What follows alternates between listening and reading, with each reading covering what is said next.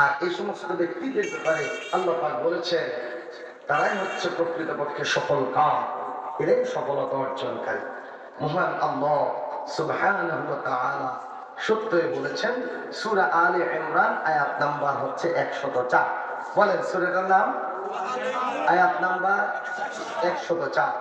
আমরা সরল অনুবাদ করে শুনলাম, এবার আমরা শব্দে শব্দে তাফসীর দিয়ে চলব।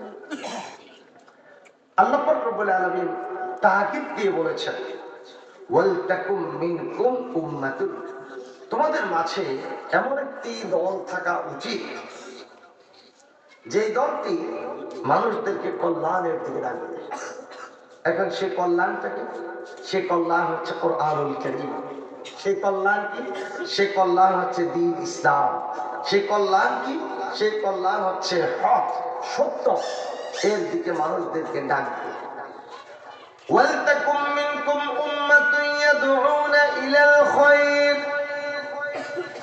তোমাদের মাঝে এমন একটি দল থাকা উচিত যেই দলের লোকজন মানুষদেরকে ভালোর দিকে ডাকবে, কল্যাণের দিকে ডাকবে। এরকম দল কি আছে না নাই? এমন অনেক দল আছে নেতা নামাজ পড়ে না, রোজাও রাখে না, মাহফিল স্টেজে যায় সাথে টুপিটা নেই, তারই এক কর্মীর মাথার মধ্যে টুপি। আমি তো মাহফিলে যাচ্ছি কথা বলার জন্য, আজকে আমি মাহফিলের প্রধান অতিথি, অতএব স্টেজে যদি টুপি ছাড়া উঠে তাহলে তো মানায় না। এই তুমি তো আমার কর্মী, তুমি তার স্টেজে বক্তব্য রাখবে না, তোমার টুপিটা আমার একটু হাওয়া লাগতো, আমি বক্তব্যটা রেখে এরপরে নেমে এসে তোমার টুপি তোমার দিয়ে দেবো। এখন সেই প্রধান অতিথি স্টেজের মধ্যে এসে আলোচককে, মুফাসসিরকে বসায় রেখে তিনি ওয়াজ শুরু করতেছেন। অন্তত 15-20 মিনিট শ্রোতারা তো বিরক্ত হয়ে, জি ঠিক ঠিক, এবার আপনি ছাড়েন, এবার আস্তে জোরে বলেন, আসতে বলেন, এবার আপনি ছাড়লে আমরা বাঁচি। কি এরকম হয়েছে? আল্লাহ পাক আমাদেরকে মুক্ত করুন, এখন আর এই পরিবেশটা নাই। কে ঠিক না বেঠিক? ওয়ালতাকুম মিনকুম উম্মাতুন ইয়াদউনা ইলাল খায়র, এমন দল আছে, এমন সংগঠন আছে যাদের নেতারা নামাজ পড়ে না। এদের নেতারা চাঁদাবাজি করতে খুব বেশি মজা পায়, আছে না নাই? 15টা বছর চাঁদাবাজি, ধান্দাবাজি, ঠেকবাজি। তোমারে আমি চাকরি দেব, আমার এমপি সাহেবের সাথে লাইন আছে, তো সরকারি চাকরি তো এক একজনের 3 লাখ টাকা করে দিতে হবে। 10 জনের কাছ থেকে 3 × 10 = 30 লাখ টাকা নিয়েছে। চাকরি হলো একজনের। মিস্টার এক্স এর কাছ থেকে টাকা নিয়েছে, ওয়াই জানে না। জেড এর কাছ থেকে টাকা নিয়েছে, মিস্টার এ জানে না। চাকরি নেতা তো আমাকেই দিল, 3 লাখ তো দিয়েছে, কিন্তু চাকরি একজনের হয়েছে। বাকি 9 জন যখন বললো নেতা টাকা দেন, টাকা কি আমার কাছে আছে নাকি? তোমাদের চাকরির জন্য টাকা তো যেখানে যেখানে দেওয়ার তো দিয়েই ফেলছে, আসলে টাকা ঢুকে দেয়নি, সব নিজের পকেটে ঢুকিয়েছে। এরকম চান্দাবাজ ধান্দাবাজ কি ছিল কি? ছোট্ট ক্ষেত্রে নেতা, পাতি নেতা, ব্যাংকের মধ্যে দেখা যায় শত শত কোটি টাকা। ইউনিয়ন কাউন্সিলের চেয়ারম্যান প্রচুর টাকা পয়সার মালিক হয়ে গেছে। যেই ব্যক্তি এমপি হয়েছে, মেম্বার অফ পার্লামেন্ট, যখন দুর্নীতি দমন কমিশন ধরেছে, হিসাব নিকেশ বাহির করা শুরু করছে, তখন দেখা যাচ্ছে যে এক একজন এমপির 13,000 14,000 টাকা, না কোটি, 13-14,000 কোটি টাকা। ছোটবেলায় আলাদিনের আশ্চর্য প্রদীপের গল্প আমরা পড়েছিলাম, যে একটা প্রদীপ দেয়া হয়েছে, প্রদীপের মুখের মধ্যে আঙ্গুল দিয়ে ঘষা দিলে প্রদীপের মুখ দিয়ে বেরিয়ে আসে বিশাল বড় দৈত্য। সেই দৈত্য বলে, মালিক, বিনয় নম্রতার সাথে বলছি, মালিক আপনার জন্য কি করতে হবে? এখন মালিক বলে, আমাকে এখান থেকে স্বর্ণের একটা বাড়ি করে দাও দিয়েছে, আমাকে এই দিয়েছে, তো এখন তুমি যাও, আবার যখন আমি আমার বাতির মধ্যে আলাদিনের আশ্চর্য প্রদীপ শিবচার আগের মধ্যে ডলা দেবে, তুমি চলে এসো। জি মালিক। মনে হয় যেন প্রত্যেকটা এমপি এরকম একটা আলাদিনের আশ্চর্য প্রদীপ দিয়েছে। কি ঠিক না বেঠিক? আমার বন্ধুগণ, ওয়ালতাকুম মিনকুম উম্মাতুন ইয়াদউনা ইলাল খায়র, তোমাদের মাঝে এমন একটি দল গঠন করা উচিত যারা মানুষদেরকে কল্যাণের দিকে ডাকবে। যারা মানুষদেরকে কল্যাণের দিকে ডাকবে, আহ্বান করবে, আগে তো তারাই নিজেরা কল্যাণের দিকে চলতে হবে। আওয়াজ করে ঠিক। তাহলে যে দাঁড়ায় প্রস্রাব করে দেয় নেতা, যেই নেতা ঠেকবাজি করে, ধান্দাবাজি করে, চান্দাবাজি করে, রাস্তার কাজ শুরু হয়ে গেছে, কন্ট্রাক্টরের কাজ বন্ধ করে দিয়েছে, যতক্ষণ পর্যন্ত আমাকে চান্দা না দিবে ততক্ষণ পর্যন্ত কাজ চলবে না, এরকম নেতা কি বাংলাদেশে আছে না নাই? এই নেতারা যেরকম দল করে, নেতা যেরকম তার দলটা হবে সেরকম। কি ঠিক না ঠিক? নেতা যদি দাঁড়ায় প্রস্রাব করে দেয়, তাহলে নেতার কর্মী বাহিনী এটা মনে হয় রাস্তাঘাটে পায়খানায় করে দিবে। ঠিক না ঠিক? তাহলে যার সাথে প্রস্রাবের গন্ধ আর পায়খানার গন্ধ, ওই সংগঠন আমরা করতে পারি না। আল্লাহ বলছেন ওয়ালতাকুম মিনকুম উম্মাতুন ইয়াদউনা ইলাল খায়র, এমন একটি দল তোমাদেরকে গঠন করতেই হবে যারা মানুষদেরকে কল্যাণের দিকে আহ্বান করবে। তাহলে দল করা, সংগঠন করা, একামতে দ্বীনের কাজ করা, এটা আমাদের উপর নফল। এটা কি কোথায় পেয়েছে? আল্লাহ পাক কোরআনুল কারীম বলেছেন। আচ্ছা দেখেন তো, আকিমুস সালাত, এটা যখন আমরা জানতে পারলাম সালাত কায়েম করো, দৈনিক আমরা কয় ওয়াক্ত নামাজ পড়ি? 5 বার আল্লাহ পাকের দরবারে হাজিরা দেই। যখন আমরা জানতে পারলাম কুতিবা আলাইকুমুস সিয়াম, আমরা জানতে পেরেছি, আমরা প্রাপ্তবয়স্ক হয়েছে, তখন থেকে আমরা রোজা রাখা শুরু করে দিয়েছি। তাহলে আকিমুস সালাত দিয়ে আল্লাহ পাক নামাজকে ফরজ করেছেন, কুতিবা আলাইকুমুস সিয়াম দিয়ে আল্লাহ পাক রোজাকে ফরজ করেছেন। এখন একটা কথা কইলে আমার উপর রাগ করতেন না? আমি কোরআন দিয়ে বলবো তো, এই জন্য আশা করি আপনাদের রাগ হবে না। আল্লাহ পাক বলছেন, একদিকে বলছেন আকিমুস সালাত, নামাজ কায়েম করো, আরেকদিকে বলছেন আকিমুদ্দিন, দ্বীনকে প্রতিষ্ঠা করো। এখন আকিমুস সালাত এই আয়াত শোনার পর আমি 5 ওয়াক্ত নামাজ পড়ার জন্য পেরেশান। আপনি ঈমানদার, এটা আপনার ফরজ করতে হবে। কিন্তু আকিমুদ্দিন ওই আয়াত শোনার পর দ্বীন কায়েমের জন্য আপনার অন্তরের মধ্যে কোনো পেরেশানি আসলো না, তাহলে বোঝা গেল আপনার অন্তরের মধ্যে শয়তান বসে আছে। কথা বুঝেন না? অন্তরের মধ্যে কি বসে আছে? শয়তান বসে আছে। এখন তাহলে এই শয়তানদের তো একটা পরিচয় কোরআনের মধ্যে আছে না নাই? আলে ইমরান পরে সূরা নিসা, সেই সূরাতুন নিসা 61 নম্বর আয়াতে আল্লাহ পাক রব্বুল আলামিন জানিয়ে দিয়েছেন, وَإِذَا قِيلَ لَهُمْ تَعَالَوْا إِلَى مَا أَنزَلَ اللَّهُ وَإِلَى الرَّسُولِ رَأَيْتَ الْمُنَافِقِينَ يَصُدُّونَ عَنكَ صُدُودًا। সুবহানাল্লাহ। আমার কথা আপনারা খেয়াল করতেছেন তো? সকলের মনোযোগ আছে তো? ওয়াইদা কিলা লাহুম তাআলাউ, এই মাহফিলটা আয়োজন করছে প্রবাসীরা। যারা মধ্যপ্রাচ্যে আছেন তারা খুব সহজে বুঝবেন সদিক তাল, তাই না? সদিক তাল দোস্ত আসো। ওয়াইদা কিলা লাহুম তাআলাউ, যখন আহ্বান করা হয় তোমরা আসো, কোন দিকে আসবে? ওয়াইদা কিলা লাহুম তাআলাউ ইলা মা আনজালাল্লাহ, আল্লাহ যা নাযিল করেছেন। একটা আওয়াজ করেন তো, আল্লাহ নাযিল করেছেন কি? কোরআন। দ্বিতীয় নাম্বার ওয়াইলা রাসূল, রাসূলের দিকে আসো। আচ্ছা, এখানে কোন হাফেজে কোরআন আছেন কেউ? কোরআনে হাফেজ এনিওয়ান যদি থাকেন, অন্তত একজন থাকলে একটু হাত দেন। একজন হাফেজ নেই? মাশাআল্লাহ, ইমাম সাহেব উনি আছেন।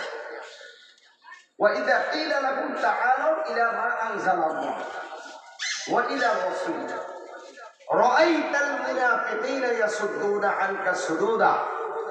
হযরত, এখানে আমি কোন একটা অক্ষর কি ঢুকাইছি? পুরোটা কি কোরআনের আয়াত?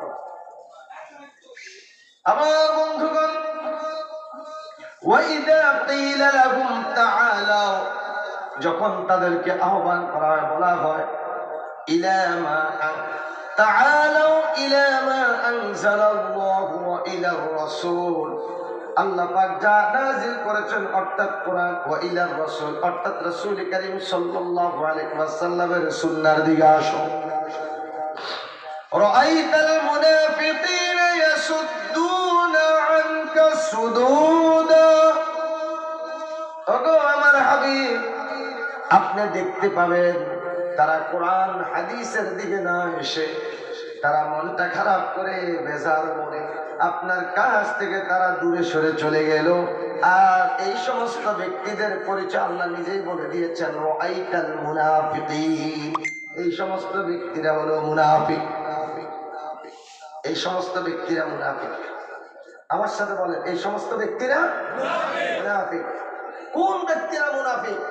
যাদেরকে কোরআনের দিকে, রাসূলের সুন্নাহর দিকে আহ্বান করার পরেও আল্লাহ পাকের কালাম কোরআনের দিকে আসলো না, রাসূলের সুন্নাহর দিকে আসলো না, আল্লাহর দ্বীন কায়েমের কাজ করলো না। এটা আমার দোষ না, আল্লাহ পাক তো বলে দিয়েছেন এরা হচ্ছে মুনাফিক। এখন আমরা কি কেউ মুনাফিক হতে চাই নাকি? দুই একজন, এতগুলো মানুষের মধ্যে থেকে অন্তত একজন দেখতে চাই কে মুনাফিক হতে চায়? কেউ না। সম্মানিত সুধীবর্ধন, মসজিদের মধ্যে প্রথম কাতারে মাশাআল্লাহ তাসবিহ আছে, প্রথম কাতারে আজানের আগে আগে চলে গেছে, সুবহানাল্লাহ সুবহানাল্লাহ চলতেছে তাসবিহ। আজান হলো, এরপর সুন্নত আদায় করলো, আবার তাসবিহ, এরপর নামাজ পড়লো, নামাজ পড়ার পরে আবার তাসবিহ।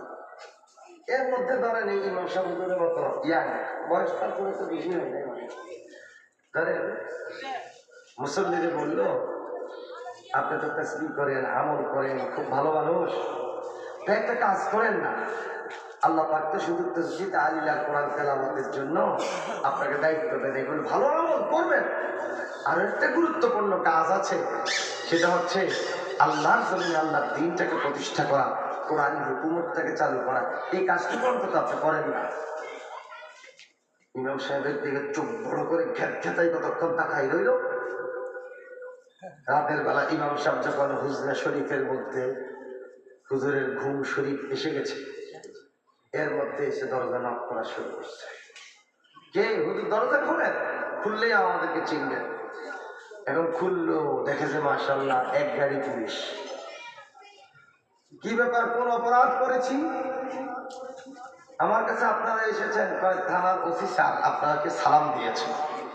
ঠিক সিস্টেমটা যারা যারা জেল খাটছেন সিস্টেমটা এরকম, ওসি সাহেব আপনাকে সালাম দিয়েছেন। তো হ্যাঁ, ওয়ালাইকুম সালাম। কয় না, সেই সালামের জবাব দিতে হবে থানাতে গিয়ে। গেল থানাতে, ওসি সাহেব বলল আপনার ব্যাপারে আমরা গুরুতর অভিযোগ পেয়েছি। তো অভিযোগটা দিয়েছে কে? আপনারই একজন মুসল্লি, আল্লাহ বলে মানে সবসময় তসবিহ পড়ে, আল্লাহওয়ালা মানুষ, বুজুর্গ মানুষ, উনি আসতে পারে, ওনার প্রতি শ্রদ্ধা ভক্তি এমনিতে এসে গেছে, ওনাকে আর অবিশ্বাস করতে পারি? তো কি বলছে? আপনি নাকি জঙ্গি। তো কি পাওয়া গেছে আমার কাছে? আপনার কাছে নাকি কোরআন আছে, কোরআনের তাফসীর আছে। তা আর কি প্রবলেম?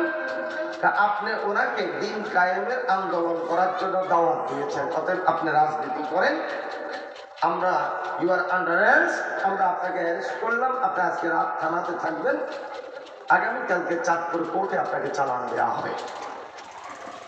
প্রিয় বন্ধুগণ, বাংলাদেশের বিভিন্ন জায়গাতে আমাদের কাছে রিপোর্ট আছে, এরকম অনেক ইমাম সাহেব, অনেক কোরআন প্রেমিক একামতে দ্বীনের কর্মী, এই ধরনের দাড়িওয়ালা, টুপিওয়ালা আর তাসবিহওয়ালারা অবজেকশন দিয়ে দিয়ে, ইনফরমেশন দিয়ে দিয়ে তাদেরকে জেল খাটিয়েছে।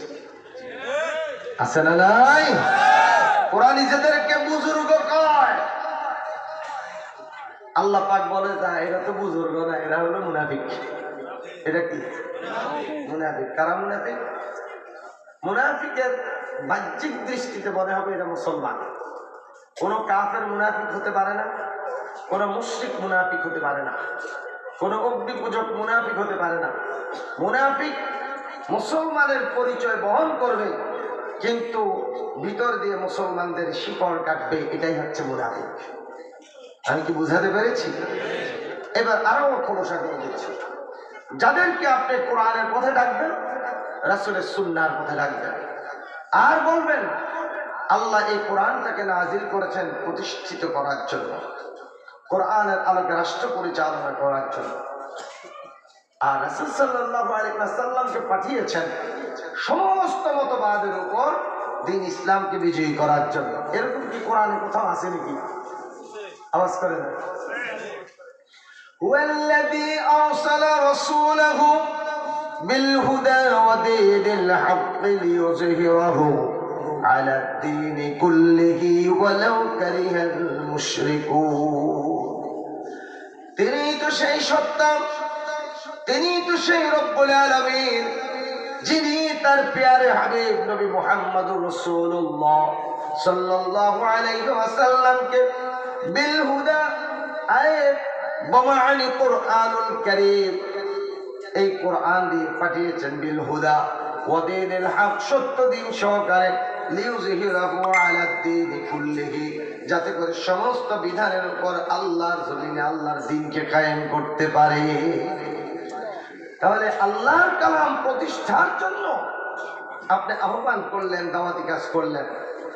অনেকে দাওয়াত কবুল করেছেন, আর অনেক এরকম আমার মতো এরকম দাওয়াত কবুল না করে আপনাকে ইনফরমেশন দিয়ে জেল খাটিয়েছে যে এই ধরনের ঘটনাটা ঘটিয়েছে, এদের ব্যাপারে বলা হয়েছে এরা হচ্ছে মুনাফিক। এবার বলেন এরা কি? আমরা কোরআনুল কারীমে আরেকটা আয়াতের মধ্যে যাই। وَمِنَ النَّاسِ مَن يَقُولُ آمَنَّا بِاللَّهِ وَبِالْيَوْمِ الْآخِرِ وَمَا هُم بِمُؤْمِنِينَ।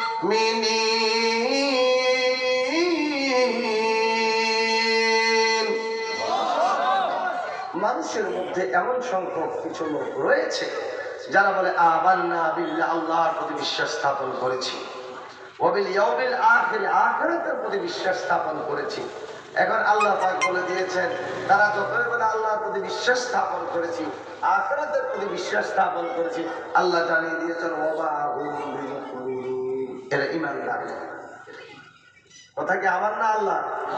আল্লাহ। এরা কারা? ওই যেগুলো বুঝছেন তো, যেগুলো মুনাফিক তো কাফেরের মধ্যে হয় নাকি না, মুশরিকের মধ্যে হয় না।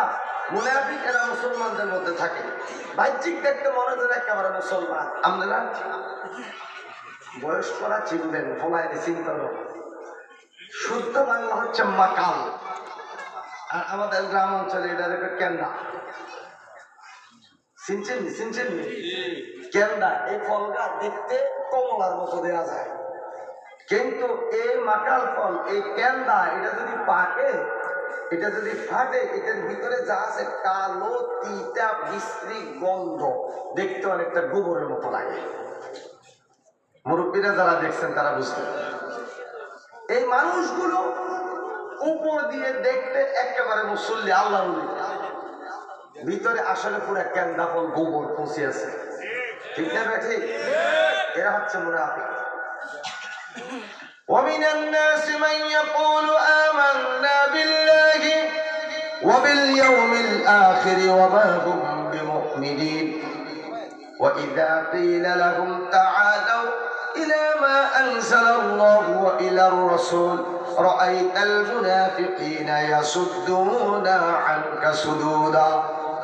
আমাদের নবী রাহমাতুল লিল আলামিন হুজুরে পাক সাল্লাল্লাহু আলাইহি ওয়াসাল্লামের বয়সটা যখন 17 বছর হয়েছিল, একটু কথা বলবেন কত বছর? আমি যে আপনাদেরকে মাঝে মাঝে কথা বলে আপনারা কি বেজার না? এটা রাসূল সাল্লাল্লাহু আলাইহি ওয়াসাল্লামের একটা সুন্নাহ। রাসূল সাল্লাল্লাহু আলাইহি ওয়াসাল্লাম যখন সাহাবীদের সামনে কথা বলতেন, তিনি সাহাবীদেরকে প্রশ্ন করতেন। সাহাবীগণ বলতেন আল্লাহু ওয়া রাসূলুহু আ'লাম, আল্লাহ এবং তার রাসূল ভালো জানেন। একদিন এক সাহাবী বললেন ইয়া রাসূলুল্লাহ, উত্তরটা আপনি দেন, আবার আপনি প্রশ্ন করেন কেন? তিনি বললেন যে আমার প্রশ্ন করার উদ্দেশ্য হচ্ছে তোমাদের মনোযোগটা যাতে ঠিক থাকে। কথা বুঝতে পেরেছেন? আচ্ছা, আমরা বলতেছিলাম কোন কথা মনে আছে আপনাদের? কোন কথা? রাসূল সাল্লাল্লাহু আলাইহি ওয়াসাল্লামের বয়স তখন কত ছিল? 17 বছর। একটা সংগঠন প্রতিষ্ঠা করছে, নাম কি? রাসূল সাল্লাল্লাহু আলাইহি ওয়াসাল্লাম যদি চাইতেন নবুয়ত লাভের পর, আল্লাহ আমি তো আপনার নবী, আমি যা দোয়া করি আপনি কবুল করেন। আল্লাহ আমি কাবা শরীফকে সামনে রেখে বসে থাকবো, আল্লাহ আপনার জমিনের মধ্যে আপনার দিনটা কায়েম করে দিয়ে। নবীজি যদি চাইতেন তিনি তো এটা করতে পারতেন, কিন্তু এরকম কাজ নবীজি করছেন? নিজে দাওয়াতি কাজ করছেন, সাহাবা ইকরামকে প্রস্তুত করছেন, সাহাবা ইকরাম দাওয়াতি কাজ করেছেন। অতএব এই মিশন, এই কাজটা, এটা আপনার আমার, আমাদের কোনো উলামা ইকরামের সৃষ্টি নয়, স্বয়ং আল্লাহ পাকের নির্দেশে রাসূল সাল্লাল্লাহু আলাইহি ওয়াসাল্লামের সৃষ্টি। এই সংগঠন করা, তিনি সংগঠন করলেন। এরপর 17 থেকে আপনার 40 পর্যন্ত, এখানে 23 বছর ওহী নাই, কোরআন নাই, তখনও কোরআন নাজিল হয়নি। মানব জাতির উল্লেখযোগ্য কোনো পরিবর্তন তিনি করতে পারলেন না। যখন রাসূল সাল্লাল্লাহু আলাইহি ওয়াসাল্লামের বয়স 40 বছর, তখন তিনি জাবালে নূর নামে একটা পাহাড়, সেই পাহাড়ের চূড়ায় একটা গুহা আছে, সেই গুহাটার নাম হচ্ছে গারে হেরা। হেরার গুহায় রাসূল সাল্লাল্লাহু আলাইহি ওয়াসাল্লাম ধ্যানে মগ্ন। যখন নবীজির বয়স 40 বছর 6 মাস 12 দিন হল। কত বছর? 6 মাস, কতদিন? 40 বছর 6 মাস 12 দিন। অমাবস্যার রাত রাসূল করিম সাল্লাল্লাহু আলাইহি ওয়াসাল্লাম একা একা গারে হেরার মধ্যে। অপরিচিত একজন ব্যক্তি আসলেন, হঠাৎ করে গুহা আলোকিত হয়ে গেল, এসে বললেন, এ পড়া। রাসূল সাল্লাল্লাহু আলাইহি ওয়াসাল্লাম তাকাই রইলেন। আচ্ছা, আমি যদি বলি, আমরা তো বাংলা ভাষাভাষী, যদি বলি যে আমার সাথে একরা বলেন, আপনারা কি পারবেন? আচ্ছা বলেন তো একরা। অনেকের মুদি বার বলেন না, একরা। আপনি বাংলা ভাষাভাষী, আপনি একরা বলতে পেরেছেন। রাসূল সাল্লাল্লাহু আলাইহি ওয়াসাল্লাম তো আহলে জবান, তিনি তো আরবি ভাষাভাষী। ওনাকে যখন বলেছে একরা, নবীজি তখন করতে পারতেন না? একরা পারতেন। বললেন একরা। রাসূল সাল্লাল্লাহু আলাইহি ওয়াসাল্লাম জানিয়ে দিলেন, আনা মা বিকারিইন, আমি তো পড়তে পারি না, আমি পড়ার মানুষ না। নবীজিকে শক্তভাবে জড়াই ধরলেন, ছেড়ে দিলেন। এরপর বললেন একরা। স্বভাব সুলভ জবাব। তিনি বললেন, আনা মা বিকারিইন। আবার জড়াই ধরলেন। রাসূল করিম সাল্লাল্লাহু আলাইহি ওয়াসাল্লাম বললেন, আমাকে যখন জড়াই ধরেছে, মনে হয় যেন আমার জীবনটা বেরিয়ে যাচ্ছিল, এরকম অবস্থা। এবার ছেড়ে দিয়ে বললেন, ইকরা বিসমি রাব্বিকাল্লাযী খলাক, খলাকাল ইনসানা মিন আলাক, ইকরা ওয়া রাব্বুকাল আকরাম الذي علم بالقلم علم الإنسان ما لم يعلم الله أكبر। আয়াতগুলো নাযিল হয়ে গেল। যখন এতক্ষণ একরা একরা একরা, রাসূল আলা মা বিকারিইন, নবীজি তো চাইলে সাথে সাথে করতে পারতেন, কেন বললেন না? মুফাসসিরিন কেরাম বলেন যে তখন লাত, মানাত, উজ্জা, হুবল, এই প্রতিমাগুলোর পূজা চলত। 360টা মূর্তি ছিল কাবার মধ্যে। আমাকে যদি বলে ইকরা বিসমিল্লাহ, ইকরা বিসমিল মানাত, ইকরা বিসমিল উজ্জা, ইকরা বিসমিল হুবল, তাহলে আমি কি করব? এই জন্য আমি অপেক্ষা করতেছি, দেখি না শুধু ইকরা ইকরা বলে, আরে কিছু বাড়াই কিনা। যখন ইকরা বিসমি রাব্বিকাল্লাযী খলাক, তখন আর আমার বুঝতে কোনো বাকি নেই। আমাকে তো বলা হলো, ওই প্রভুর নামে পড়ুন যিনি আপনাকে সৃষ্টি করেছেন। সুবহানাল্লাহ। নবী করিম সাল্লাল্লাহু আলাইহি ওয়াসাল্লাম ওহী লাভ করলেন, বাড়িতে চলে আসলেন, কাঁপতেছেন। বলে, ইয়া খাদিজা জাম্বিলুনি জাম্বিলুনি, আমাকে কম্বল আবৃত করো, কম্বল আবৃত করো। রাসূল সাল্লাল্লাহু আলাইহি ওয়াসাল্লাম এইভাবে ছিলেন। পরের দিন খাদিজাতুল কুবরা রাদিয়াল্লাহু তাআলা আনহা রাসূল সাল্লাল্লাহু আলাইহি ওয়াসাল্লামকে ওরাকা বিন নওফলের কাছে নিয়ে গেলেন। গিয়ে বললেন যে, ভাই, আমার স্বামী এই অবস্থা ঘটেছে, একটু বলেন বিষয়টা কি। তখন তিনি চিন্তা ভাবনা করে বললেন, শোনো, আমার ভাতিজা মুহাম্মদ যা আমাকে শোনালো, এটা কোনো মানুষের বাণী নয়, এটা আল্লাহর কালাম। এবং গত রাত থেকেই তোমার স্বামী মুহাম্মদ ইবনে আব্দুল্লাহ এখন আর সাধারণ মানুষ নয়, তিনি আল্লাহ রাসূল হয়ে গেছেন। রাসূল করিম সাল্লাল্লাহু আলাইহি ওয়াসাল্লাম ওহী লাভ করলেন 40 বছর 6 মাস। কতদিন? 12 দিন। আচ্ছা, জাম্বিলুনি। এখন আর রাসূল সাল্লাল্লাহু আলাইহি ওয়াসাল্লাম বের হন না। যখনই বের হন ফাঁকে ফুঁকে দেখেন যে আকাশ এবং জমিনের মাঝখানে একটা ঝুলন্ত চেয়ারের মধ্যে কে যেন বসে আছে। আর দেখলে বলে ইয়া মুহাম্মদ। এরপর ওরাকা বিন নওফলের কাছে আবার চলে গেলেন, গিয়ে বললেন চাচা যান। নবীজি বলতেন চাচা। খাদিজাতুল কুবরা রাদিয়াল্লাহু তাআলা আনহা বলতেন ভাই, কারণ তিনি ছিলেন খাদিজার চাচাতো ভাই। নবীজি বললেন চাচা যান। বলে কি ব্যাপার ভাতিজা মুহাম্মদ, বলো। আপনি তো বলেছেন আমি নবুয়ত লাভ করেছি, আর তো কোনো কিছু পাচ্ছি না। আমি যখনই ঘর থেকে বের হই মহাশূন্যের মধ্যে বিশাল বড় একটা ঝুলন্ত চেয়ারের মধ্যে একজন লোককে দেখতে পাই। তিনি বলেন ইয়া মুহাম্মদ। এবার ওরাকা বিন নওফল বললেন ভাতিজা, তোমাকে যখনই ডাক দিবে তুমি তো কোনো জবাব দেওয়ার কয় না দেই না। ডাক দেওয়ার সাথে সাথে তুমি বলবা আপনি কি চান, কি বলতে চান। ঠিক বাড়িতে আসলো, ঘর থেকে বের হওয়ার সময় উপর থেকে আওয়াজ ইয়া মুহাম্মদ।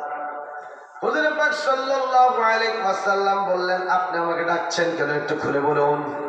তখন তিনি বললেন আমার পরিচয়, আমি হচ্ছি জিবরাইল। হেরার গুহার মধ্যে আপনার সাথে আমারই দেখা হয়েছিল। এবার আল্লাহ পাক আপনাকে একটা পূর্ণাঙ্গ সূরা উপহার দিলেন। আমি নেমে আসতেছি, আপনাকে সেই সূরাটা শোনাই দিব। যারা পারেন একটু আমার সাথে সেই সূরাটা তেলাওয়াত করেন। আলহামদুলিল্লাহি রাব্বিল আলামিন আর রহমানির রহিম মালিকি ইয়াউমিদ্দিন ইয়্যাকা না'বুদু ওয়া ইয়্যাকা নাস্তাঈন ইহদিনাস সিরাতাল মুস্তাকিম সিরাতাল লাযীনা আন'আমতা আলাইহিম গায়রিল মাগদুবি আলাইহিম ওয়ালাদ-দাল্লিন। সবাই পড়ি আমিন। এই পূর্ণাঙ্গ সূরাটা নাযিল হয়ে গেল। এখন আর কোনো সূরা নাযিল হচ্ছে না। এখন নবীর মধ্যে একটা অস্থিরতা বিরাজ করছে। কি জিবরাইল এসে প্রথম হেরার গুহায়, এরপর আমার বাড়ির সামনে এসে আমাকে ওহী শিখাই দিয়ে গেলেন, কিন্তু এখন আর কোনো খোঁজখবর পাচ্ছি না। রাসূল সাল্লাল্লাহু আলাইহি ওয়াসাল্লাম ঘরের মধ্যে কাজ যেহেতু নাই কি আর করবো, কম্বল মুড়ি দিয়ে শুয়ে আছে। কম্বল মুড়ি দিয়ে শোয়া বুঝেন নাকি? মাথার উপর দিয়ে কম্বলটা ঢেকে শোয়া। ঠিক এই অবস্থায় আল্লাহ পাক নাযিল করে দিলেন ইয়া আইয়ুহাল মুদ্দাসসির। মুদ্দাসসির শব্দের অর্থ হচ্ছে কম্বল আবৃত শায়িত ব্যক্তি। আল্লাহ বলেন না ইয়া মুহাম্মদ, ইয়া আইয়ুহার রাসূল। আল্লাহ এগুলো বলেন নাই। আল্লাহ না বলে বলেন যে উনি তো যেহেতু কম্বল মুড়ি দিয়ে আছে আমি ঠিক সেইভাবেই সম্বোধন করি। ইয়া আইয়ুহাল মুদ্দাসসির, হে কম্বল আবৃত শায়িত ব্যক্তি, কোন শুয়ে থাকার সময় নেই, দাঁড়িয়ে যান। ফাআনযিরু রাব্বাকা ফাকাব্বির, ভীতি প্রদর্শন করুন আর আপনার রবের শ্রেষ্ঠত্ব ঘোষণা করুন। ওয়ারাব্বাকা ফাকাব্বির ওয়া সিয়াবাকা ফাতাহহির, আপনার ড্রেস আপনার পোশাককে পবিত্র করুন। ওয়াররুজজা ফাহজুর ওয়া লা তামনুন তাস্তাকসির ওয়া লিরাব্বিকা ফাসবির, লাস্টের কথা হচ্ছে আপনার রবের উদ্দেশ্যে আপনি ধৈর্য ধারণ করুন। এই আয়াতগুলো নাযিল হয়ে যাওয়ার পর রাসূল করিম সাল্লাল্লাহু আলাইহি ওয়াসাল্লাম বুঝতে পেরেছেন আমি আর ঘরের মধ্যে বসে শুয়ে কাটানোর কোনো সুযোগ নেই। চলে গেলেন সাফা পর্বতের পাদদেশে। রাসূল করিম সাল্লাল্লাহু আলাইহি ওয়াসাল্লামের প্রতিষ্ঠিত সেই সংগঠন হিলফুল ফুজুল তখন ছিল কি ছিল না? ছিল। সাফা পর্বতের পাদদেশে গিয়ে ডান দিকে বাম দিকে সামনে আবার ঘুরে পিছনের দিকে ডেকে ডেকে আওয়াজ করছেন ইয়া সাবাহ, ইয়া সাবাহ। বলেন কি? তখনকার সৌদি আরবে যদি কোনো প্রকার গুরুত্বপূর্ণ কোনো এলান কোনো ঘোষণা থাকতো তাহলে সাফাতে উঠে ইয়া সাবাহ, ইয়া সাবাহ বলে চিৎকার দেওয়া শুরু করতো। এখন মুহাম্মদ সাল্লাল্লাহু আলাইহি ওয়াসাল্লাম ইয়া সাবাহ করতেছে। আচ্ছা, ভালো কথা। এরপর রাসূল করিম সাল্লাল্লাহু আলাইহি ওয়াসাল্লামকে দেখে আল-আমিন অন্যান্য লোকজনও চলে আসছে। রাসূলের সাথে সাথে এরা ইয়া সাবা শুরু করছে। মক্কার অলিতে গলিতে আওয়াজ চলে গেল, সবাই ছুটে আসলো। নিশ্চয় গুরুত্বপূর্ণ কোনো ঘটনা আছে। সবাই আসার পর রাসূল করিম সাল্লাল্লাহু আলাইহি ওয়াসাল্লাম বললেন, তোমরা কি সবাই আমাকে ভালোবাসো? বলে, ইয়া মুহাম্মদ, কি বলো, তোমাকে আমরা সবাই ভালোবাসি। সবাই বলে, হ্যাঁ। তাহলে আমি যা বলবো তোমরা বিশ্বাস করবা? আরে মুহাম্মদ, আমাদের গুরুত্বপূর্ণ জিনিসগুলো তো তোমাকে বিশ্বাস করে তোমার কাছে আমানত রাখি, সেই জন্য তো আমরা আল আমিন ডাকি। অবিশ্বাসের কোনো কিছু নেই। তুমি বলো কি বলতে চাও। নবীজি বললেন, তাহলে শোনো, আমি তোমাদেরকে প্রশ্ন রাখতে চাই। আমি যদি বলি সাফার পেছন দিক থেকে একটা শত্রু বাহিনী এসে তোমাদেরকে আক্রমণ করবে, শেষ করে দেবে, আমার কথাটা কি তোমরা বিশ্বাস করবে? জবাব দিল, হ্যাঁ। আল-আমিন, তুমি তোমার এই 40 বছরের হায়াতে জিন্দেগিতে কোনোদিন মিথ্যা বলো নাই, অতএব তুমি মিথ্যা বলতে পারো না। তুমি যা বলবে আমরা তা অকপট মেনে নেব, আমরা তা স্বীকার করে নেব, বিশ্বাস করব। তখন রাসূল করিম সাল্লাল্লাহু আলাইহি ওয়াসাল্লাম বললেন, সাফার পেছন থেকে কোনো শত্রু বাহিনী নয়, বরং শয়তান নামক শত্রু তোমাদেরকে ধ্বংস করে তোমাদেরকে জাহান্নামের দিকে নিয়ে যাচ্ছে। তাইলে মুহাম্মদ আমাদের করণীয় কি? রাসূল করিম সাল্লাল্লাহু আলাইহি ওয়াসাল্লাম এবার জবাব দিলেন, ইয়া আইয়ুহান নাস কুলু লা ইলাহা ইল্লাল্লাহু তুফলিহুন। হে মানব জাতি, তোমরা এই ঘোষণা দাও, লা ইলাহা ইল্লাল্লাহ, তাহলে তোমরা সফলতা অর্জন করবে। আমার বন্ধুগণ, ঈমান তো কেউ আনলো না, বরং রাসূল করিম সাল্লাল্লাহু আলাইহি ওয়াসাল্লামের উপর হামলা হয়েছিল। ঠিক না ঠিক? ওই হামলা করেছিল কাফের এবং মুশরিকরা। বর্তমান বিশ্বে কোন মুসলমানের দেশে কোন মুসলমানের উপর যদি কেউ হামলা করে, তাহলে মনে করতে হবে এরা হচ্ছে সে আবু জাহেল আর আবু লাহাবের উত্তরসূরি। ঠিক না ঠিক? আমাদের ছোট্ট একজন ভাই সুন্দর বক্তব্য রাখে, মাওলানা ইয়াহিয়া তাকি। হয়তো কেউ চিনতেও পারেন, ফেসবুক ইউটিউবে তার আলোচনা আছে। গত 3 দিন আগে ইয়াহিয়া তাকি মানিকগঞ্জে একটা মাহফিল করতে গিয়েছে।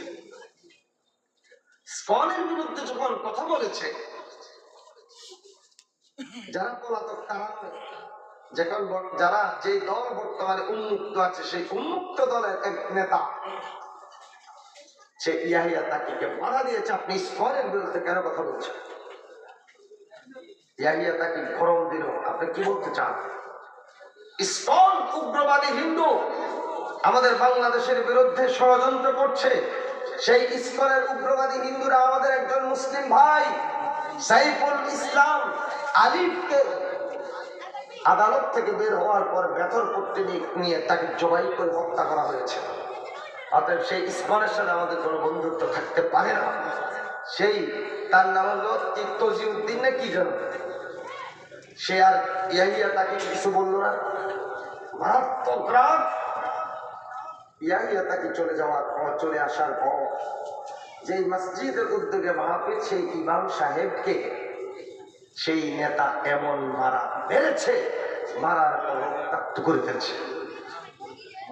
এরপর এই নিউজটা পাওয়ার পর আমি ফেসবুক একটা পোস্ট করেছি। আমাদের বাংলাদেশ একটা অস্থিতিশীল অবস্থায় ছিল। সেই বাংলাদেশের স্থিতিশীলতা আনার জন্য সিপাহী বিপ্লবের মাধ্যমে আমাদের শহীদ প্রেসিডেন্ট জিয়াউর রহমান তিনি ক্ষমতায় এসে বাংলাদেশের মধ্যে মোটামুটি শান্তি প্রতিষ্ঠা করেছিলেন। অতএব সেই জিয়ার আদর্শের সৈনিকদেরকে আমি অনুরোধ করছি, কথাবার্তা বলার ক্ষেত্রে আপনারা সতর্কতা অবলম্বন করে কথা বলবেন। আমাদের আত্মার আত্মীয়, আমাদের মহব্বতের মানুষ শহীদ প্রেসিডেন্ট জিয়াউর রহমানের উপর যাতে কোনো আঘাত না আসে। ওই লোকটা ছিল বিএনপি। তাহলে আপনি বিএনপি করেন, ইসকনের জন্য আপনার এত মায়া কেন? এত মায়া কেন? আমার বন্ধুগণ, বাংলাদেশ জামাত ইসলাম, ইসলামী ছাত্র শিবির, খেলাফত আন্দোলন, খেলাফত মজলিস, ইসলামী শাসনতন্ত্র ছাত্র আন্দোলন, ইসলামী আন্দোলন, চরমনায় হুজুরের পার্টি, ইসলামী ঐক্যজোট, সবাই ইসকনের বিরুদ্ধে আন্দোলন করছে, ইসলামের বিরুদ্ধে গর্জন দিয়েছে, হুঙ্কার দিয়েছে। কিন্তু বাংলাদেশে ইসলামিক দলগুলো ছাড়া যারা ক্ষমতায় ছিল তারা তো পালিয়ে আছে, আর যারা ক্ষমতায় আসার জন্য মুখের মধ্যে তেল মালিশ করতেছে তারা পর্যন্ত ইসকনের বিরুদ্ধে একটু মুখ খুলে না। ভারতকে খুশি করে বাংলাদেশে মুসলমানদের মাতবুরি করবা, ক্ষমতায় আসবে, এই আশা ছেড়ে দাও।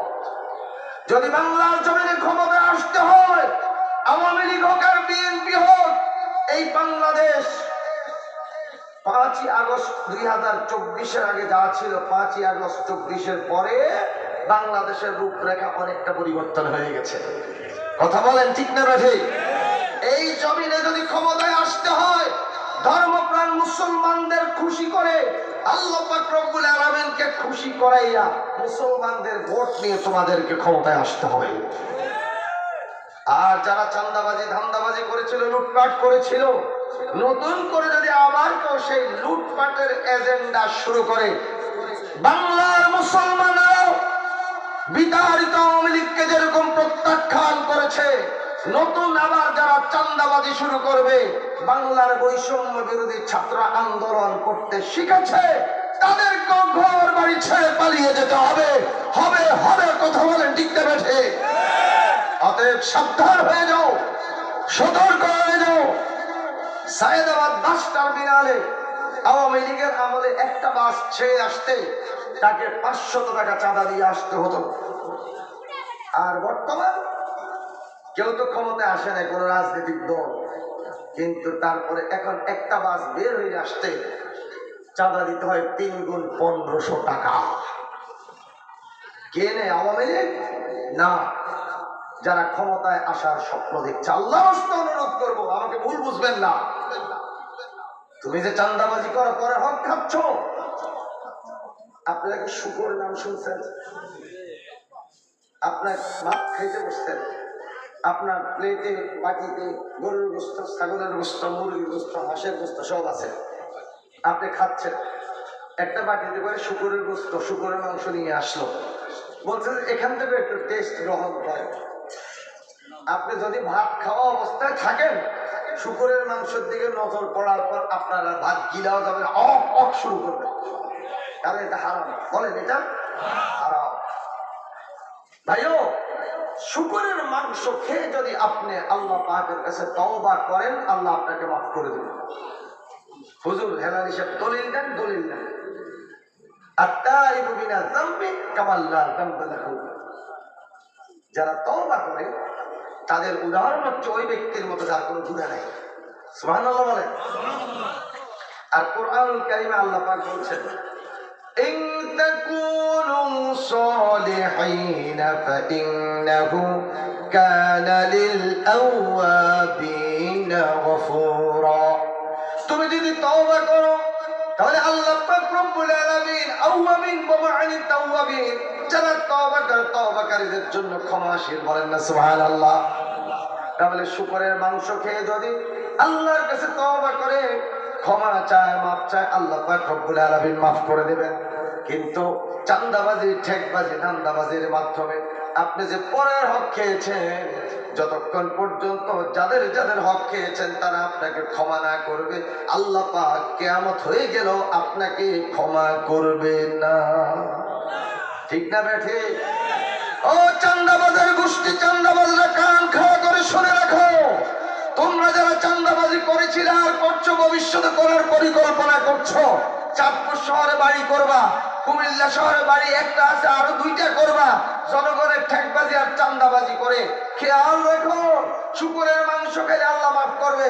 তুমি যে চাঁদাবাজি করছো, ওই চাঁদার টাকা শুকরের মাংস নয়, শুধু শুকরের পায়খানার চেয়ে আরো নিকৃষ্ট। কথা বলেন ঠিক না বেঠে?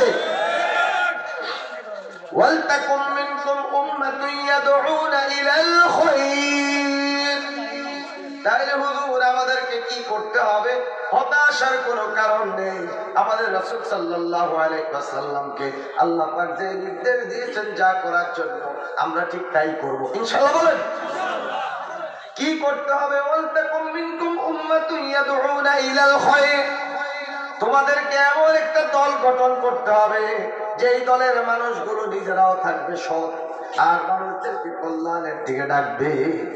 এই মানুষগুলো 5 ওয়াক্ত সালাত আদায় করবে, এই মানুষগুলো সবসময় সত্য কথা বলবে, এই মানুষগুলো অন্যদের উপকার করবে, এই মানুষগুলো মানুষদেরকে কোরআনের পথে দাওয়াত দিবে, এই মানুষগুলো আল্লাহর জমিনে আল্লাহর কোরআন দিয়ে বিচার পরিচালনা করার জন্য সেই পরিবেশটা সৃষ্টি করার জন্য চেষ্টা করবে।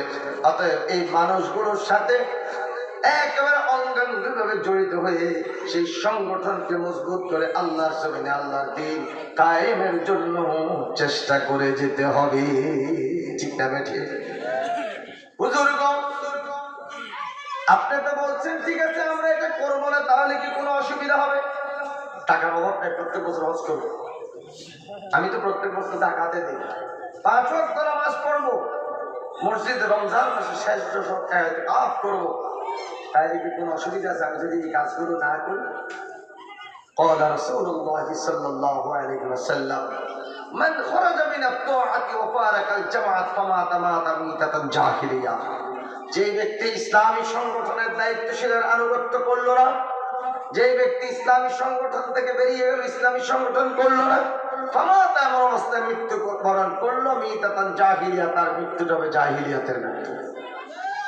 আপনি যদি ইসলামী আন্দোলন না করেন, আপনি যদি ইসলামী সংগঠন না করেন, কোরআন প্রতিষ্ঠার কোরআনের রাজ কায়েমের আন্দোলনে যদি আপনি শরীক না হন, আপনি হজ করেন, নামাজ পড়েন, যাকাত দেন, নামাজের আগে আপনি আল্লাহ শব্দটা যোগ করে দেন, রাসূল সাল্লাল্লাহু আলাইহি ওয়াসাল্লাম বলেন ওই ব্যক্তির মৃত্যুটা হবে জাহিলিয়াতের মৃত্যু।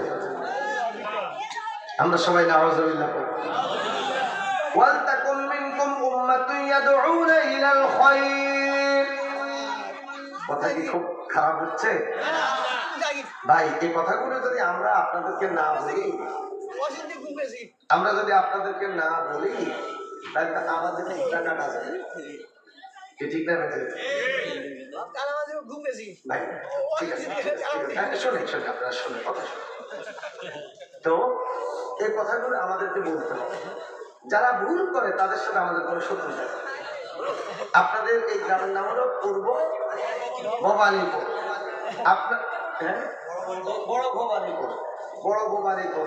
আমি আপনাদের এখানে কোনো জায়গাও কিনতে আসবো না, আর আপনাদের এখানে আমার কোনো ঘর বাড়ি জায়গাও নেই, কারোর সাথে আমার আইন ঠেলাঠেলিও নেই, কারোর সাথে আমার কোনো লেনদেন নেই, আমি কারোর কাছ থেকে হাওলাতও নেই না, আমার কাছ থেকে হাওলাত নেই। তাহলে আপনাদের সাথে আমার কোনো প্রকার কোনো লেনদেনও নাই, কোনো দর কষাকষিও নেই, কোনো ঠেলাঠেলিও নাই। আমি শুধু আপনাদেরকে কোরআনকে সামনে রেখে দাওয়াত করে দিচ্ছি। ও ভাই, যারা জাহিলিয়াতের মধ্যে আছেন, যারা ভুলের মধ্যে আছেন, আপনি ধর্মনিরপেক্ষতাবাদের সাথে আছেন, সেকুলারিজম, এটা এক ধরনের জাহিলিয়াত, কুফরি মতবাদ। আপনি পুঁজিবাদের সাথে আছেন, ক্যাপিটালিজম, এটা আরেক প্রকার, এটা জাহিলিয়াত, এটা কুফরি মতবাদ। এরপর আপনি সমাজতন্ত্রের সাথে আছেন, এটাও কুফরি মতবাদ। সমস্ত মতবাদ গুলো ছেড়ে দিয়ে আপনাকে আসতে হবে আল্লাহ আল্লাহ রাসূল সাল্লাল্লাহু আলাইহি ওয়াসাল্লামের দেখানো ইসলামী মতবাদের দিকে। আওয়াজ করেন ঠিক না বেঠি? তাহলে হুজুর আমরা কি করব, কোন দল করব? আল্লাহ তো বলছে ওয়ালতাকুম মিনকুম উম্মাতুন, তোমাদের একটা দল করা উচিত। এমন দল আপনারা করবেন যেই দলের নেতারা কোরআন পড়ে, হাদিস পড়ে, 5 ওয়াক্ত নামাজ আদায় করে, আল্লাহর জমিন কোরআনের রাজকে কায়েমের জন্য চেষ্টা করে। এরকম দল আছে না নাই? আসেন, খেলাফত মজলিস আছে, খেলাফত আন্দোলন আছে, ইসলামী আন্দোলন, শাসনতন্ত্র আন্দোলন, এগুলো সব কিন্তু ইসলামিক দল। আর বৃহত্তর একটা ইসলামিক দল যারা বারবার জাতীয় সংসদে প্রতিনিধিত্ব করেছে, বাংলাদেশ জামাতে ইসলাম, আছে না নাই? আমি বলবো না আপনি ইসলামী শাসনতন্ত্র আন্দোলন করেন, আমি বলবো না আপনি খেলাফত মজলিস করেন, আমি বলবো না আপনি জামাতে ইসলাম করেন। আমি অনেকগুলো ইসলামিক দলের কথা বলে দিয়েছি, আর আল্লাহর কালাম সামনে আছে। আপনার যেই দলটা করার ইচ্ছা, মানব রচিত কোনো দল না করে আপনি কোনো একটা ইসলামিক দলের সাথে সম্পৃক্ত হন। ঠিক? আপনার যে ইসলামিক দলটা ভালো লাগে। লাস্টে এসে আপনাদেরকে যে কথাটা বলবো, আমাদের বৈষম্য বিরোধী ছাত্ররা একটা স্লোগান দিয়েছিল, লেগেছে রে লেগেছে, রক্তে আগুন লেগেছে।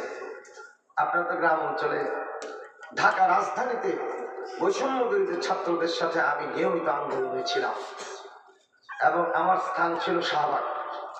কন্টিনিউ সেখানে ডিউটি করতাম। আমার ব্যাংক অ্যাকাউন্টে যত টাকা পয়সা ছিল আমার সবগুলো টাকা শেষ হয়ে গেছে।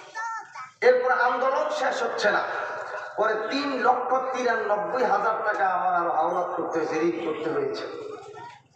চিন্তা করেছে আন্দোলনে তো নেমেছি, যদি এই আন্দোলনে অকৃতকার্য হই, আনসাকসেসফুল হই, অকৃতকার্য হই, তাহলে কিন্তু আমাদের ব্যারিস্টার আরমান যেরকম আয়না করে যেতে হয়েছিল, আমি নাসিরউদ্দিন হেলালি সহ আমরা যারা আন্দোলনে নেমেছি আমাদের সকলের স্থান হবে আয়নাঘর। ব্যারিস্টার আরমান তো এক যুগ পরে বেরিয়ে আসছে, আমরা আর বের হওয়ার সুযোগ থাকবে না, আয়নাঘরের মধ্যে আমাদেরকে সবাই করবে। ভাবলাম যে না, কোনো সুযোগ নেই, থাকতে হবে। রক্ত লেগেছে রে লেগেছে, রক্তে আগুন লেগেছে। সম্মানিত সুধী মণ্ডলী, এরপর এই ছেলেরা আরেকটা স্লোগান দিয়েছিল, উই ওয়ান্ট জাস্টিস, আমরা ন্যায় বিচার চাই, আমরা ইনসাফ চাই। এখন ইনসাফ তো আপনি কোরআন সুন্নাহ ছাড়া অন্য কোনো কিছুর মাধ্যমে পাবেন পাবেন পাবেন দেখুন, আল্লাহ তো কোরআনের মধ্যে স্পষ্ট করে বলেই দিয়েছেন, وَمَنْ لَمْ يَحْكُمْ بِمَا أَنزَلَ اللَّهُ فَأُولَئِكَ هُمُ الْكَافِرُونَ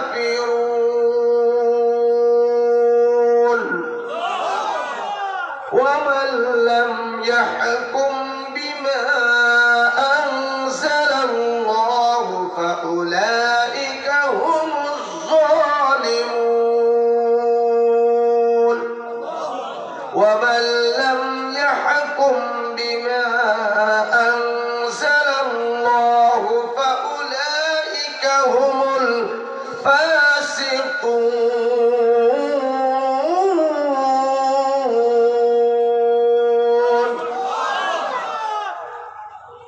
তিন জায়গা থেকে বসছে কোরআনের আয়াত, যারা আল্লাহর দেয়া কোরআন অনুযায়ী বিচার করেন তারা কাফের। কোন তাফসীরের দরকার নেই, ব্যাখ্যার দরকার নেই, কথা, তারা কাফের। আমার সাথে বলেন তারা কাফের। যারা আল্লাহর দেয়া কোরআন অনুযায়ী বিচার করে না তারা জালেম। আমার সাথে বলেন তারা জালেম। অন্তত একটু হাতটা লড়াই বলে, এই হাতটা আপনার জান্নাতে যাওয়ার জন্য সাক্ষী হবে ইনশাআল্লাহ, তারা জালেম। তৃতীয় নাম্বার, ওয়ামান লাম ইয়াহকুম বিমা আনজালাল্লাহ ফাউলাইকা হুমুল ফাসিকুন, তারা ফাসিক। এটা কি? লিবারেশনের পর থেকে এই পর্যন্ত বাংলার জমিনে কোন চোর চুরি করেছে তার হাত কাটা গেছে? কোন ডাকাত ডাকাতি করছে হাত কাটা গেছে? কোন জেনা ব্যভিচারে লিপ্ত হয়েছে তাকে 100টা বেত্রাঘাত করা হয়েছে? কোন বিবাহিত নারী পুরুষ, কোন বিবাহিত পুরুষ অন্য কোন বিবাহিতা নারীর বিছনায় গেছে? স্বামী বিদেশ, অতএব স্বামীকে ফাঁকি দিয়ে স্ত্রী অন্য দেবরের বিছনার মধ্যে গিয়ে আনন্দ করছে, মজা করছে। তাহলে এই বিবাহিত নারী, বিবাহিত পুরুষ, তাদেরকে বুক পর্যন্ত গাড়িয়ে তাদের মৃত্যু পর্যন্ত পাথর মারা হয়েছে। এরকম কি কোনো ঘটনা বাংলার জমিনে দীর্ঘ 53 বছরে ঘটেছে? আচ্ছা, কেউ কাউকে হত্যা করেছে বাইতুল মুকাররমের পূর্ব চত্বরে। বাইতুল মুকাররমের খতিব সাহেব ঘোষণা দিয়েছেন, আদালত রায় দিয়েছে, অমুক অমুকে হত্যা করার অপরাধে আজকে কিসাস দেওয়া হবে। সম্মানিত মুসল্লিবৃন্দ, জুমার নামাজ শেষে আপনারা সবাই পূর্ব চত্বরে দাঁড়িয়ে দেখবেন কিসাস। বাংলার জমিনে এরকম একটা কিসাস হয়েছে? হয় না। তাহলে আল্লাহর দেয়া বিধান দিয়ে বিচার ফয়সালা তো এই মুসলমানের জমিনে হয়নি। বিচার ফয়সালা হচ্ছে ব্রিটিশ আইন দিয়ে। কি আইন দিয়ে? ব্রিটিশ আইন দিয়ে।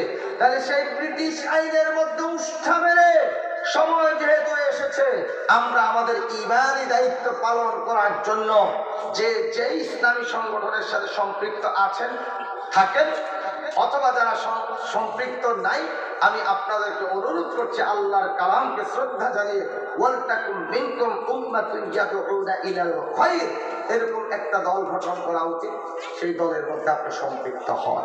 মানব রচিত কোনো দলের সাথে থেকে আপনি আপনার আখিরাতটাকে আর ধ্বংস করেন না। তা করলেন? আসুন, ওয়ালতাকুম মিনকুম উম্মাতুন ইয়াদউনা ইলাল খায়র ওয়া ইয়া'মুরুনা বিল মা'রুফ ওয়া ইয়ানহাউনা আনিল মুনকার। আমি আপনাদেরকে সঠিক পথটা দেখাই দেওয়ার জন্য চেষ্টা করেছি। এবার আপনারা কোন পথে যাবেন এটা আপনারাই বুঝবেন। রাস্তার চৌরাস্তার মাঝখানে যে সড়ক দ্বীপ বলা হয়, আইল্যান্ড, এটার মধ্যে একজন ইউনিফর্ম পরা লোক দাঁড়ায় থাকে বাঁশি নিয়ে। তার কি বলা হয়? ট্রাফিক। কেউ যদি পথ হারিয়ে থাকে তখন ট্রাফিককে জিজ্ঞাসা করে, আমি বাংলা মোটরের দিকে যাব, মগবাজার চৌরাস্তার মধ্যে আছে, তো বলবে এই শিরা পশ্চিম দিকে যে রাস্তাটা গেছে এটা বাংলা মোটর গেছে। আরেকজন এসে বললো আমি তো একটু মৌচাকের দিকে যেতে চাই, তাহলে সোজা পূর্ব দিকে যে রাস্তাটা গেছে এটা মৌচাক গেছে। ওলামায়ে কেরাম ট্রাফিকের মতো মানুষদেরকে তারা কোরআন